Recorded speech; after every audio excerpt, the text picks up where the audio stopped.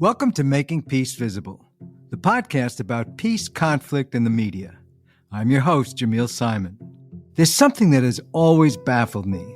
Why are Americans so passive in the face of massive expenditures for defense that crowd out spending on human needs like education, healthcare, infrastructure, etc.? How do we get to this point of sort of unquestioning acceptance of military expenditures? Not surprisingly, the answer is complex. Today, we have the perfect person to help us explore these issues. Stephanie Savell is a co-director of the Costs of War project at Brown University. Stephanie is an anthropologist, and she works with a team of researchers from a variety of disciplines. The scope of the Costs of War project includes spending, but is much more holistic than that. The project examines costs in terms of lives lost, injuries, effects on mental health, long-term costs like veteran care, damage to economies, and more, both at home and around the world. Stephanie, thanks for joining us today. I'm looking forward to talking about these issues with you. Thanks so much for having me. Stephanie, I'd like you to start by talking briefly about how we got into this place where Americans take it for granted that we have to have such a massive military presence. How do we buy into this narrative? I'm an anthropologist, so part of what I look at are the cultural belief systems that have led us to this place, as you say, this kind of unquestioning of what I see as a militarized status quo in this country. Across the political spectrum, there's this acceptance of the idea that Americans need to do something in the world, and that do something means using military force. I think that there is this assumption that war is just part of human nature. There's a myth that we need to spend all this money on our military in order to support our troops, which couldn't be further from the truth. There's just kind of a lot of myths about war that we have in this country. And our research tries to deconstruct those and promote a more radical kind of big picture questioning about war and what keeps people safe, really. I think some of the myths began with World War II as, the myth of the good war. How has that myth shaped the way Americans look at subsequent conflicts? Absolutely. Yeah, there is a myth about World War II. And the United States, I think, had a great run in World War II in some ways. I mean, it was devastating, of course, for many, many families and communities. But on a big picture level, the U.S. went in, we saved the day. It was relatively quick. It was relatively cheap. And there was a clear sense that the U.S. intervention really tipped the scales in favor of the side that we were on. And in some ways, I think the U.S. has been trying to recreate that ever since. It tried and failed in Vietnam. It tried and failed in response to 9/11. But that was one of the big reasons why the U.S. decided to treat the 9/11 terror attacks as a war problem. In the past, terror attacks had been treated as maybe a criminal problem, going after the perpetrators, or there's any number of ways that governments can choose to address that kind of an attack. But in response, there was a war. Right. I mean, you look at the comparison between the way we dealt with the first Gulf War and the Iraq War. I mean, the first Gulf War was surgical to some extent. They went in to rescue Kuwait, and when they were done, they left. But going back a little bit, at the end of the Cold War, there was a sense that perhaps foreign policy didn't have to be so military focused, that maybe we could get further with diplomacy. There was no longer a big rival ideology as communists had been or had been perceived to be. How do you think things changed after that? Yeah, so at the end of the Cold War, for the first time in a long time, the U.S. industrial base kind of went away from massive investments in weapons. And the defense contracting industry that was reliant on the U.S. state of war or readiness for war was scared about their profits. And so there's research on our site that shows that the military contracting industry, these big defense contractors, systematically went into kind of lobbying mode in the sense of they embedded their subcontracting and supply chains very widely and deeply across the American landscape, such that every district and in many, many states was involved in manufacturing. The notorious and extreme example is Lockheed Martin's F-35 fighter jet, which is actually built in 45 different states. Wow. Can you believe it? That's amazing. So I know. So this was a very systematic effort to link economic prosperity in all across the country with the military industrial complex. And it really worked. It really built a sense in the American public that if you're going to cut military spending, you're going to impact American workers. We hear this all the time.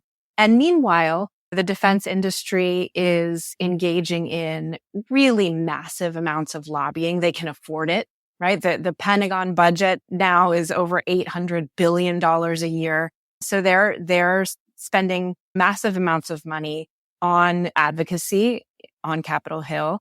I think one stat that's really telling is there were over the past 5 years, there have been 700 lobbyists per year for the defense industry. Wow. Working on Capitol Hill. That's more than one for every member of Congress, because there's about 535 members of Congress. So it's massive. massive. Right. It is. And then that's not to mention the revolving door that we hear about, the same people going back and forth between congressional staff and the defense industry. We see that revolving door all the time still in the United States.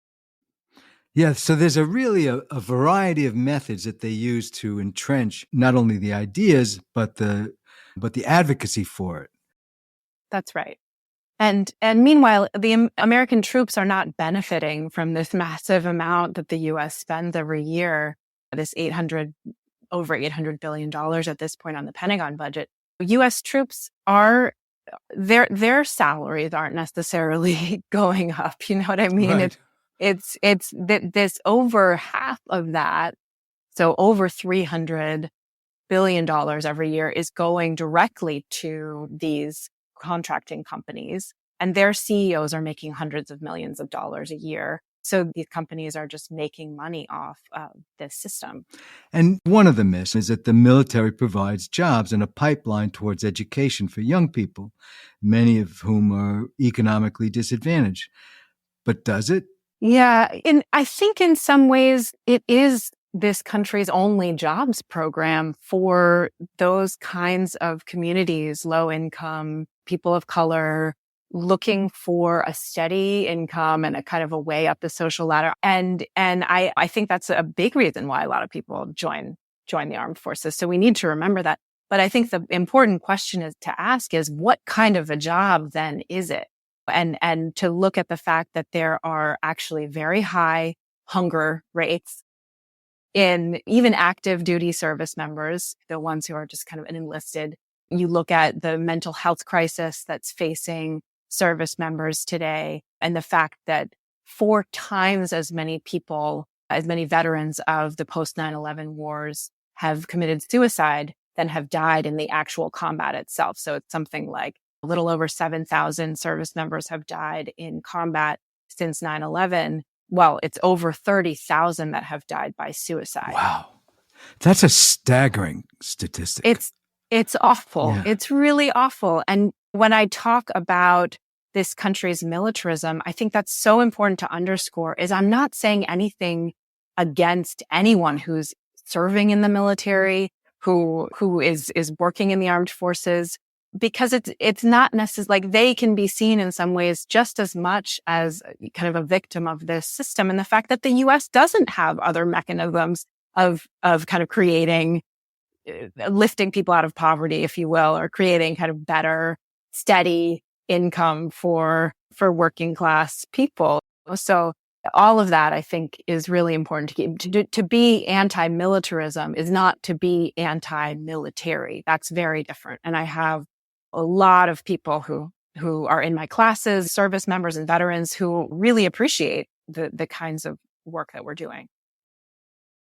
And the other things that we could be spending the money on, like infrastructure and education and healthcare, those are all much more labor intensive. I mean, they actually produce many more jobs than the military does. That's exactly right. So this is a key piece of research from my colleague, Heidi Peltier, who works with me at Cost of War. She's an economist. And she's shown that per dollar spent, if the U.S. were to invest money in education or healthcare or green energy or any number of other sectors, the U.S. would create far more jobs as a result of that investment. So she calls this an opportunity cost of war, because it's meant that by investing so much in this country's so-called defense budget, we have lost the opportunity to create millions of jobs. Right. And she's also written about alternative energy and that the jobs that could come from all the infrastructure needs of the non-fossil economy are huge. Absolutely. So one thing that's really, I think I read a piece of analysis recently that was really interesting, talking about how weapons manufacturing since the Cold War has become the US's competitive advantage in a lot of ways compared to other really high-powered economies. And it doesn't have to be this way. Like if the US were to choose a different course at, say, this issue of climate and green energy and alternative technologies, and decide that that really is the way that we as a nation are going to invest our surplus and invest in innovation, and we want that to be our competitive advantage. Think what that would do instead for the world. It's staggering. I mean, the difference Right. could be huge. Not to mention, when it comes to fossil fuels itself, that is actually one of the major reasons why the U.S. has been so involved in the Middle East, is to secure access to oil over many, many years now. So not only is that kind of a reason or justification that the U.S. has strategically for intervening in the Middle East in the name of so-called stability or access to these resources, but then the military is the single largest institutional carbon emitter in the world, the U.S. military. And so it's a massive contributor to climate change as an institution. And if you think about the kind of irony of that cycle, going to war to secure access to oil and then ending vast amount of oil to secure that access. Right. It's like, what's wrong with this picture? Right. Exactly. I mean, another myth is through U.S. intervention in countries like Iraq and Afghanistan, we're able to spread liberal democratic values and support women's independence. What do you think of that myth? Oh, that's a big one. So I'm teaching a course this semester called The Cost of War, and I've really been emphasizing this point for my students because I think it is hard as an American to pierce through the kind of finery, the window dressing of liberalism, and to say that this talk of saving Afghan and Iraqi women from their men, right? And the idea of even human rights can be used in a way that actually is just lip service. Mm-hmm. It's not, when you look at the actions behind it, that's not necessarily what the U.S. is doing, is kind of attempting to preserve or save human rights or advocate for human rights. When you see the kind of the death and destruction in the wake of U.S. military action. Here's another myth, and I think as an anthropologist, this is a good one for you to look at or talk to. War is inevitable. It's part of human nature, as history has shown. So first of all, there's many, many cultures throughout time, history, and space, geography, that choose to resolve conflicts or have chosen to resolve conflicts in ways other than through war. Not only that, but I think an even more compelling argument is that if you go into a war-torn country or place and you talk to people on the ground, what you learn is that there are so many more people involved in and invested in promoting peace than there are who are the ones who are actually doing the fighting. And you see this consistently in all kinds of different places, that people care about peace. People work so hard for it. It's just astounding. I was in Niger earlier this year, and I was so struck by everyone from the college students in the capital who are working on peaceful protests and peace building in their kind of local neighborhoods, to women's groups, to imams and kind of religious leaders who are working on peace. It's really striking when you investigate what people are doing.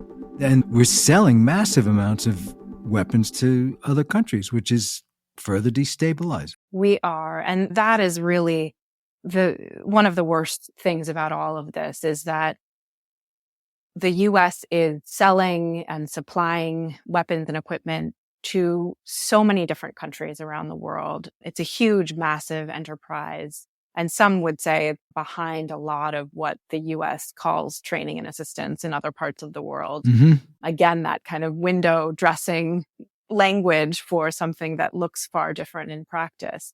But those weapons and the funding, the kind of military mindsets that go with them, feed into these really kind of complex local conflicts and intensify the violence. And I did a deep dive here. I'm thinking about Burkina Faso. Yeah, I was going to ask you about that. Yeah, it's a region of the world, the Sahel, West Africa, Burkina Faso, Niger, and Mali. It has been seeing an explosion of violence linked to Islamist militant groups in recent years, since about 2011. And it's just kind of grown exponentially in the past few years. And the U.S. set up a war on terror paradigm response to the growth of these attacks in the very early days following 9/11, starting in 2002, 2003, 2004. The U.S. has been training and equipping and funding these regions' militaries to respond to the problem of terror attacks with their own wars on terror. And it has been incredibly counterproductive, actually, because in Burkina Faso, where I've done work on the ground, in Niger, it's legacies of colonialism, it's all kinds of power relations. But what it means is that there are certain ethnic groups who are more powerful and who are the ones who are in government. And then there are other ethnic groups that are not. And in particular, in Burkina Faso, the Fulani, which is a herding ethnic group, they've practiced Islam for centuries, since far before colonialism. And they are the scapegoats. They're the ones that the government calls terrorists. And so the military is disappearing people. It's attacking neighborhoods and communities indiscriminately of Fulani people. And this is, among other things, this is just the best recruiting device for these Islamist militant groups. So people are flocking to these movements to take revenge, to retaliate against government violence that they see as ethnically oriented.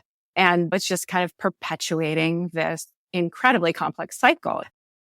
And another way to look at it is, if we put the same kind of money into building up a stronger farming economy or helping with education and healthcare, all those things would actually improve the situation. Absolutely. If you look at the real root of what's going on in the Sahel, at least where I've spoken to people on the ground, is people are just fed up and angry to live the injustice of living in that level of poverty with the government corruption. And it's just this kind of boiling over rage at the inequality and the injustice and not having access to education, not having access to jobs or healthcare or really anything in a lot of places outside the capitals. And that is driving the violence at the root of things. And so when the U.S. signals, we are a really important imperial power. And when the U.S. signals like the solution to terrorism is a war on terror, then you're completely obfuscating these kind of structural injustices that are at the root of these conflicts, and signaling that that's the way to solve them. When if the U.S. were to say, I'm going to take that same millions, hundreds of millions, and invest that in the kind of social welfare infrastructure that would actually go far more to addressing the root causes. Yeah, I mean, there are even some military leaders who've recognized that. I mean, I can't remember which general, it might have been Mark Milley, but who said, if you want to reduce the arms budget, you should increase the foreign aid budget. That's right. And again, the Pentagon talks about the 3 Ds, defense, diplomacy, and development, as being 3 equal branches of the United States government abroad. Diplomacy being carried out by the State Department, defense, of course, by the Pentagon, and then development by USAID. What happened in practice is that the Pentagon gets a far bigger D Right. than the other two, right? It's a far bigger share of the way that U.S. foreign policy plays out on the ground is very, very militarized. Well, there's also a domestic aspect to this thing. I mean, one issue related to the militarization of policing in America is the Atlantic Public Safety Training Center near Atlanta, also known as Cop City in the state of Georgia. It's a big $90 million, 85-acre police complex where police would receive military-style training. Your colleague, Deepa Kumar, a media studies professor at Rutgers, recently published a paper with Costs of War Project, Why Media Conflation of Activism with Terrorism Has Dire Consequences. And she talks about Cop City. I mean, the coverage of the 42 activists who were arrested has really distorted the picture in a lot of ways. It is. And she talks about the role of the media as the fourth estate in democracy, really playing an important role in theory in holding the government accountable for the values that it espouses. And what happened in the case of Cop City, she shows, is that the leading mainstream newspapers in the United States talk about lack of balance, if balance is the goal of unbiased media coverage. It was a quite unbalanced approach. So they, for example, took the government of Georgia, which was the one that was accusing these activists of being terrorists and applying terrorism laws in their criminal charges at kind of face value. And there were far more quotes, for example, of government and police sources than there were of activists or people supporting the activists. This changed a little bit as time went on. So at the very beginning, the media coverage was very, very biased in favor of the government of Georgia's angle on things and calling these activists terrorists, people who are kind of wrecking public property and all that. And then as time went on and the case gained more attention, some sources, like the Washington Post, most notably, did a much better job going in on the ground, talking to the activists and figuring out their perspective.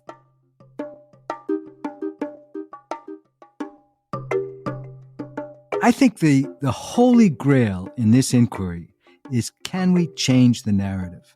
And the other big question is how. What are your thoughts on that? Oh, that is really, I wish I knew the answer to that. One of the things that, I do think journalists have a really big role to play here, and editors, the people who decide what actually gets published. Exactly. We can never forget them. Right. What I want to see, what we work for at the Costs of War Project, is more critical questioning.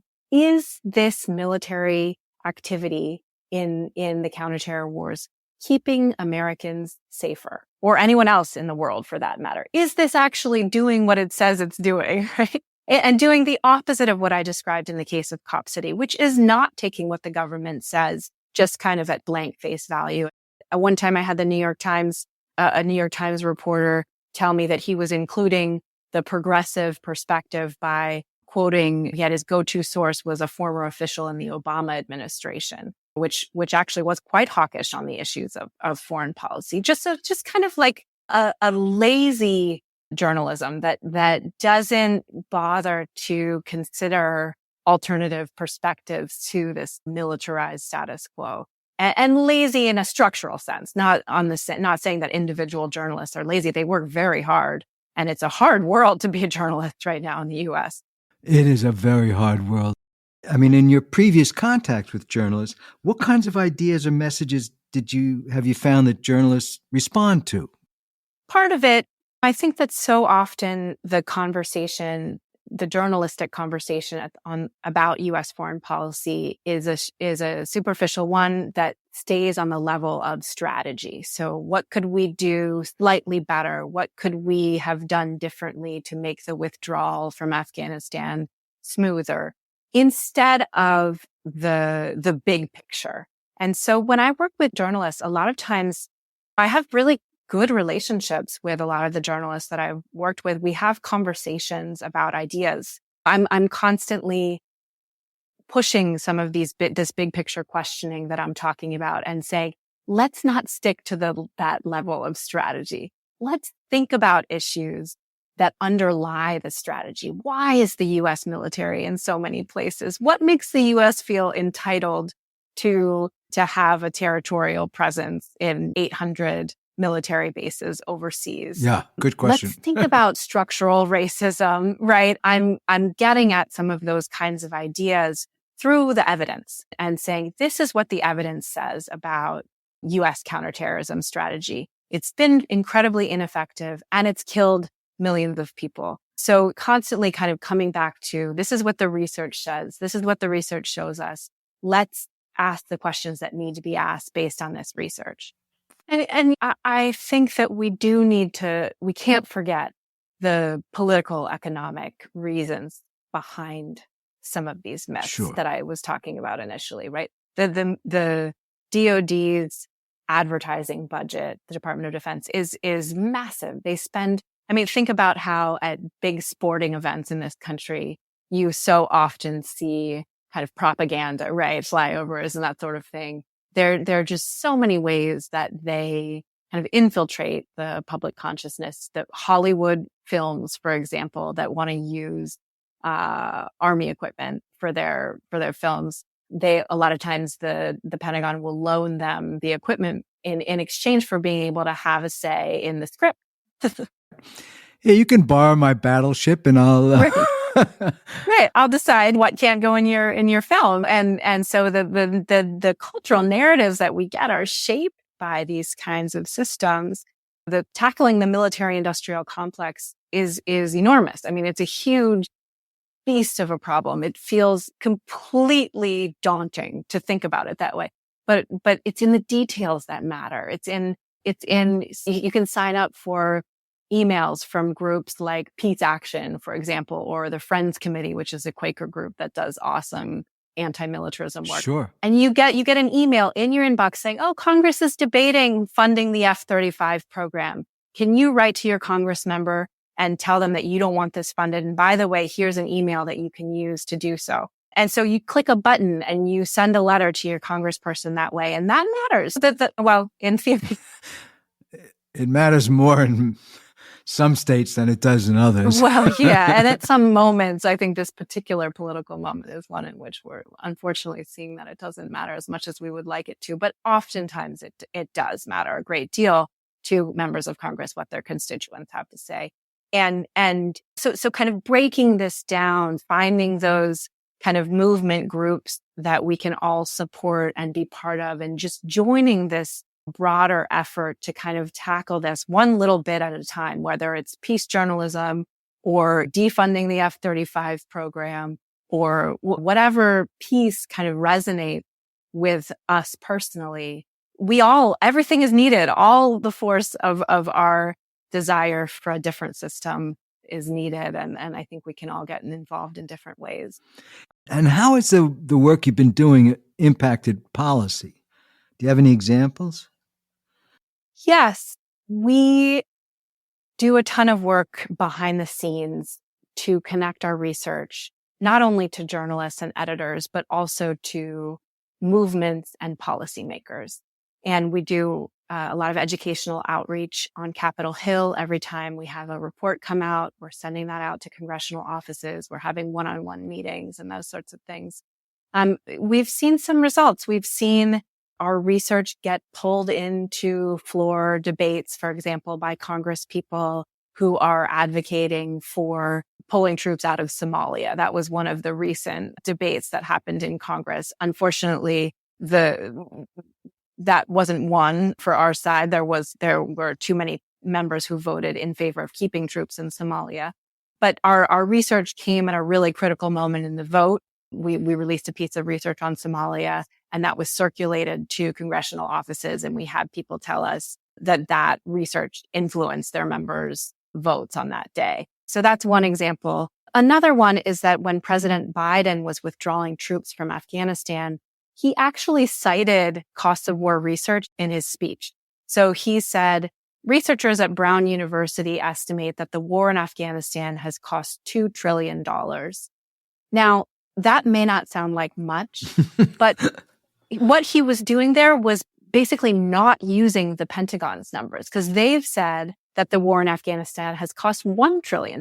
We say it's cost double because when you think about caring for veterans of the war, interest on war debt, all of these other things that go into what a war costs, budgetarily speaking, that there are far more things. And so he was essentially kind of saying that those things must be taken into account as well. So those are the kinds of things that for us feel like a real accomplishment when we're able to change discourse at that level. That is. Stephanie, thank you very much for joining us today. I really appreciate you sharing your insights. Thank you so much for having me. It's really a pleasure to talk to you. Making Peace Visible is produced by Andrea Maraskin. Faith McClure writes our newsletter, designs our website, and designs and edits Nuance. Peter August is the creative director of the War Stories, Peace Stories project, and I'm Jamil Simon. Thanks so much for listening, and talk soon.